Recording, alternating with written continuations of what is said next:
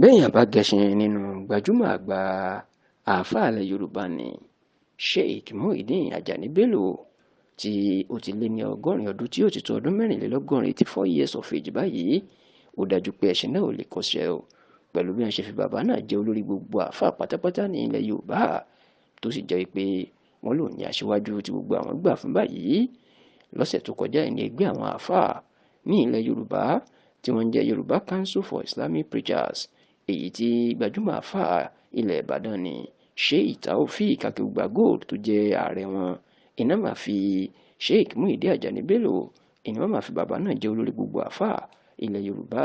èyí tí wọ́n pè ní Sultanul Wa'izim, ìyẹn ọba gbogbo àwọn tó ń ṣe wáàsí ní ilẹ̀ Yorùbá. Nígbà tó ń sọ̀rọ̀ nígbà tí wọ́n ń wílàwà ní oyè náà fún bàbá Muyideen Bello, Sheikh Taofeek Akeugba Gold ní láti nǹkan bí 60 ọdún 60 years of age sẹ́yìn ìní Sheikh Muyideen Ajani Bello ló ti ń ṣe wáàsí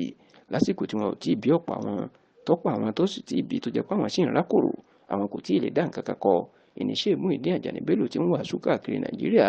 Ó ní bàbá náà kò bẹ̀rù rárá, òótọ́ ọ̀rọ̀ ló máa ń sọ. Kódà ó ní bó bá wà wájú àwọn ìjọba táwọn mẹ́rin máa ń bẹ̀rù, ó ní òótọ́ ọ̀rọ̀ ni bàbá máa ń sọ fún wọn. Ó ní gbogbo èyí làwọn wò papọ̀ pé kò sẹ́lẹ́gbẹ̀ ní gbogbo ilẹ̀ Yorùbá táwọn sì ti dé ládé báyìí, táwọn ti wé wàhálà ní fún pé òun ni ọgbà gbogbo àáfàá tó ń ṣe wáàsí ní gbogbo ilẹ̀ Yorùbá. Oníwàásí ọjọ́ náà tán pé Sheikh Raji Asakọ́fì, òun náà jẹ́rìí sí ọ̀rọ̀ Sheikh Akeugba Gold. Ó ní bàbá ni Sheikh Muyideen Ajani Bello ló jẹ́ fún gbogbo àáfàá ní ilẹ̀ Yorùbá lọ́jọ́kọjọ́. Ó ní òun ló ṣe aṣíwájú táwọn gbé adé fún báyìí, àti wípé láti àsìkò ìlọ òun ni olórí